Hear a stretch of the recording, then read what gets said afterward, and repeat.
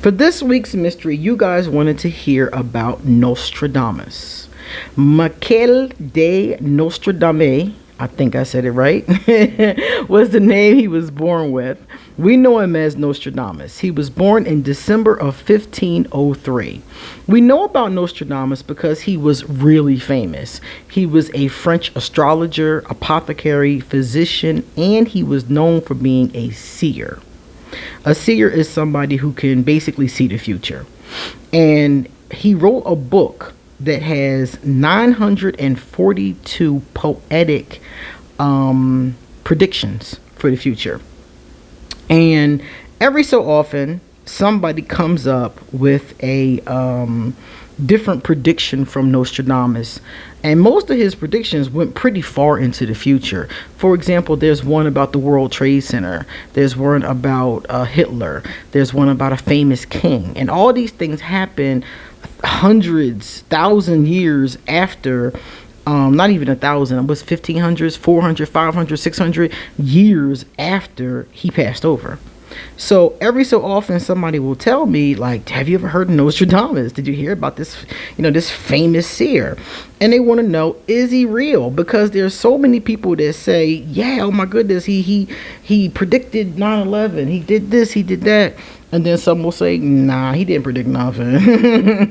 If you read the book he wrote, I can see how people can see predictions in it, but it's also not easy. It's not like when I read cards and I say, okay, this is the Page of Cups and it means this. It wasn't very transparent. It's written in a very poetic kind of language, so you kind of have to decipher what he's saying.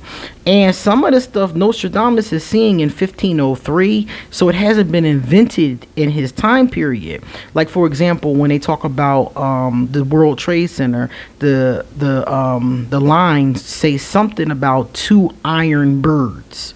Well, airplanes weren't invented for 400 years. So to him, they would have looked like 2 iron birds. So he says a lot of things in this kind of like symbolic language. And some people say it makes sense and some people say it doesn't. The stuff that I have actually read, and then some stuff is said that it wasn't even attributed to him, like he didn't even say that. You know how the internet is. They'll give you a quote from Abraham Lincoln. It wasn't from Abraham Lincoln. So some people say he didn't even say certain things, like the thing about 9/11. Some people say he didn't even say that. So I never read the book because once I saw a couple of the lines and how difficult it was to decipher, I just let it go. So today we're going to pull some cards and see, was Nostradamus really a seer? And we're going to get into a little bit about prophecy as well. My name is QueenAusetHeru, and thank you for joining me for another wonderful edition of Ask an Aquarius. If you haven't already, please hit that red subscribe button and smack the bell that's next to it.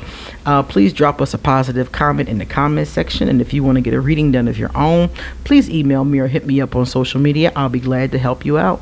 Underneath this video, I will put all the decks that I'm going to use for this reading and all of the information you'll need to contact me, as well as my Patreon and everything else. Alright, so let's get into it. Alright, so the first card Nostradamus got is the Page of Cups. The Apprentice of Cups is the Page of Cups. So the first thing I'm getting for this is that Nostradamus liked beauty. They did talk about him being like an astrologer, an apothecary. So he's going to be working with like different scents and different flowers. We see the flowers up here. He's going to be working with all kind of different stuff. He's a physician, different treatments. He was all into that kind of stuff. Beauty, treatments, all of that. He was running the whole gambit, it seems. It says he was an 8 of Pentacles. He was very serious about his work. An 8 of Pentacles is a person who perfects their craft. Usually some type of person who is a, what we would call, what's the word for that? a person who is a pioneer in their field, and they reach to heights, like their work can be trusted. So we see here that Nostradamus was really doing a really good job as far as that's concerned. He was trying to Ten of Swords reversed. Nostradamus just wanted to have a good life. So he figured out that if he worked hard and used his brain, he's a very smart person, that he would be able to have less worries on his back. He'd be able to have a good life. So, you know, we all think that, you know, we all want that, you know, most of us anyway. So that's a good thing. He also got the Apprentice of Pentacles right here, Page of Pentacles. So he studied hard. Nostradamus is the real deal, people. He studied hard. He knew what he was talking about. Three of Pentacles. He studied hard and he worked hard. He knew what he was talking about. He was serious about the things that he was doing. He was not out here playing or scamming. So regardless of what you think about his work, he was very serious about it. He believed what he was saying, and he believed in what he was doing. Now, these here will give us his archetype. This one is reversed. I got 4 of these. Reversed, upright, upright, and reversed. So the first card tells us Nostradamus was a lover. We know that he was a lover of beauty and of flowers and of life and things like that. But it looks to me like he also had a lot of passion and devotion for it. They often talk about Nostradamus being in the occult. So he was into like spirituality and all kind of things like that. And this card definitely gives us that energy. We also see some devotion. So whatever he was into as far as like spirituality was concerned, he appreciated it and he was devoted to it. And I think he was also like this as far as like, you know, lovers were concerned. They gave him that strong passion that also comes up here. So this comes up with your higher power as well as who you choose to take as your lovers. I'm pretty sure, I don't remember, but I'm pretty sure he was married. This card right here is reversed, so we got to pull it around to take a look at it. Shadow attribute. Projecting any image that serves your personal agenda in the moment.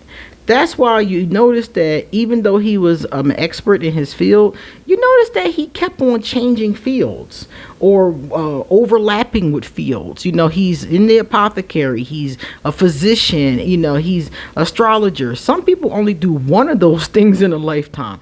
He had several different things that he did, and it said here that he did whatever he had to do. You know, remember I told you he wanted an easy life. He wasn't afraid to work hard for it to get it, you know, and that's what this was about, you know, trying to give himself some of those comforts. When I looked at the Nostradamus grew up, I looked at his home, like where he was born at, and it didn't look like the best neighborhood, and it looked like it might have been hard living because they said his parents had a lot of kids. I think he was one of 9 if I'm not mistaken. So I feel like his personal agenda was really to live a better life. And he was not afraid to change different things. He wasn't afraid to reinvent himself, as we can see. He wasn't afraid to do whatever he had to do.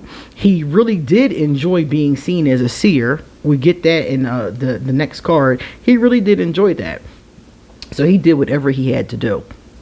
He was a visionary. So yes, he was a seer, but he also had the ability to see things that were one day going to be important. So check this out. Capacity to envision what is not yet conceivable to others. Remember I talked about those iron birds? So he did see things that others just didn't know. Also, he could see where things were going. If you're like me, or if you're somebody who's sensitive, sometimes something very small can happen and you could be like, I can see where this is going. He was very good at that. Willingness to proclaim a vision without regard for personal gain. So he did write that book. He did like being seen. He did love being seen as a seer, but it wasn't like he was just a charlatan or was making these things up. He really was trying to be helpful. And if he could get, you know, some influence or some money or some, you know, notoriety along the way, that's all the better. Now this one came up reversed, the bully card. It tells us that Nostradamus had some very deep fears and may have been a little bit abusive to people around him. I can't confirm or deny the abusive part as far as verbally or physically, but I can say Nostradamus had a lot of fears. If you check out the things that Nostradamus talked about, everything is gloom and doom. And this is the thing about people who do predictions, even myself. It's based on you. It's based on the kind of person you are, I swear. Because the things that you're going to see, if you're going to see gloom and doom, or if you're going to see positive things, I think that we all have the ability to see both. But I think based on who you are, you're going to focus on one or the other. So for example, if I'm a real scary, fearful person, I'm going to see a lot of disasters, and that's exactly what Nostradamus saw. Not all of the, they call them quatrains, the stanzas that his predictions are in. Not all of the quatrains are doom and gloom, but a lot of the famous ones are. Like I said before, we dealt with the World Trade Center. We dealt with some king who was murdered in a jousting. We heard him do one about what was the other one? It was another disaster. Oh, the fire, some big fire that happened. So it was a bunch of different famous ones that he may or may not have said that all were gloom and doom. He never said anything like no good stuff, like the creation of the United Nations, or something anything positive, like I don't know, whatever positive he could have talked about. There wasn't any positive in it. When I tell somebody about their life, a lot of times their cards tell them things they can change. They might give them some warnings. They may tell them that things right now are not going in the right direction, but they'll tell them how to fix it. They'll tell them what they're doing right. They'll give them positive things too. Nostradamus is like a lot of doom and gloom. So it depends on the kind of reader you are. The kind of reader you are, whether or not you're going to get positive, negative, or a little bit of both. So a fearful person, like he clearly was, is going to get a lot of warnings and gloom and doom scenarios, which is exactly what you see when you take a look at some of the work that he did. This card piggybacks off of that. He saw the world as a very fearful place, and some people do. I mean, some of the times it is. Some of the times it is very fearful, and some of the times it's better than others. I think it depends on who you are, where you are, and what's going on, and of course your perspective and your worldview. So it says that he really did focus on the negativity. Like he saw a lot of problems around, and I think, remember they said he was trying to help and be of benefit. I think he was trying to help people deal with those problems. He saw the earth as being chaotic. He saw a lot of chaos. And I mean, yeah, it depends on how you look at it. You can see the negative and you can see the positive. His focus seemed to be on the dark, on the negative, and helping people get through it. So I think that's a good thing. Not the focus part, but the helping people get through it part. He really wanted to bless people. He wanted to be of help. He wanted to be useful. So I give him that, It's just that his perspective, in my opinion, is a little skewed because, yeah, there's dark, but there's also light. And I think that we have to keep that balance in order for us to be well-rounded people. The earth has got to be a real scary place if you don't have that balance. Like thinking like this all of the time, it's got to be really scary because you're going to see the worst case scenario and you're going to be pessimistic, a lot, until you see something that is happier. He was enlightened. So he was enlightened and intelligent. He was, remember I said, pioneer, the Genesis, and he wanted to persevere. So the first one here, let's take a look. This one right here, enlightenment. This is a person who is seeking to be enlightened, a person who's seeking knowledge, a person who's seeking wisdom, and a lot of times ancient wisdom. Remember I told y'all Nostradamus was known for being into the occult? A lot of occult knowledge is based on ancient wisdom from Samaria, ancient Kemet, different places all over the world. Every culture has some enlightenment stories.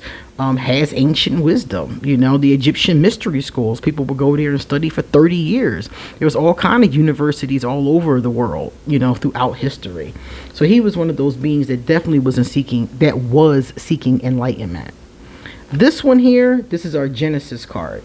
So I said before, he was somebody who was a pioneer, not afraid to take chances, not afraid to do new things, not afraid to try new things that were not always liked by others around him too, because at one point he got into some trouble with the church. Remember, back then the Catholic Church and some of the other churches had a lot of pull, and he got in trouble because they called him a heretic. And they were like, yo, you're messing with the occult. You're doing all kind of stuff. We don't know what's up with you. And back then, if you got accused of being a heretic, they could kill you for that. So there was, a time of turbulence where they were really questioning, like, what's going on with him and should we do something about it? And this one right here, he managed to persevere. Even though they were looking at him sideways, he did manage to persevere and was able to continue doing the things that he wanted to do up until he passed over. Because that could have been really bad. If you Google heretic, oh my goodness, that's the worst thing you could be called back then, was a heretic. A lot of people lost their lives between getting called that. So prosperity, remember I told you he wanted a better life. Prosperity was the first card that came up. So that's, can't hate him for that. And was willing to work for it. Some people want prosperity and don't want to work for it. So that's a good thing. This is about being able, remember how we talked about, was he truly a seer? And we've seen several times the answer is definitely yes. And these last two cards reiterate it. This tells us he was a psychic. He had the aura, he had the understanding, he had the third eye, he could see into things. And he had no problem speaking and telling the rest of us the things that he saw and perceived. Now, like I said before, because of his perspective, some of those things were very dark, and one of the things you got to know about prophecies is prophecies change based on what happens in the present tense. So if I give you a prophecy today, that means that if nothing changes, that's what's going to happen. If I tell you today your car is going to break down, that means if you don't do anything about the car between now and when I said it was going to happen, your car is going to break down more than likely. Now, what happens if you take the car to the mechanic the day I tell you that? Well, your car may not break down. Maybe they will find whatever it was I was talking about early and your car won't break down in July like we thought it was going to. Predictions they're really strange because a lot of times they come to pass because nobody does anything to stop them. That's really what it is. But it doesn't always have to be destined that way. Now, some things are destined. Some things are going to happen regardless. When I first started doing readings, I used to try to change things, right? So I would pull cards. I would do a simple 3-card spread, and it would be AM, noon, and PM. And I would look at what was going to happen for the day. So if I saw something I didn't like, I would try to change it beforehand. So let's say, for example, this is a common one. In the morning time, I might see that in the nighttime, my mother was going to call. The Empress card. And it might be reversed. Empress card, we're going to get into an argument if she's reversed. So if I saw it in the morning, when she called that night, I didn't answer the phone. See what I'm saying? So then argument averted. So now I pull cards the next day, and when the Empress is back in the upright, I call my mom. So like I said, these things, these prophecies don't have to come true, but a lot of times they're going to. So if you're looking at Nostradamus saying, well, this happened, but this didn't, that's more than likely why. Also, remember that he is looking at stuff. He has no way of understanding what it is. If I'm looking from now, this is 2023. So if I'm looking into the year, let's say 2500, for example, I'm going to see all kind of technology I've never seen before. So as I'm sitting there writing it in these quatrains, or I'm telling people about it, I'm going to be talking about technology I can't really accurately describe. So the best he could do was the best he can do. You see? So I do believe Nostradamus had a gift. I do believe some things have been fudged from other people after he was already gone. Some things have been exaggerated. Some things have been made up. But he definitely did have a gift, and he definitely was trying to help. Okay? He definitely cared about humanity. So that is Michel de Notre Dame. If you're French, please tell me how to pronounce that properly. And this is QueenAusetHeru. Come back soon because I got a lot more to say. See you later.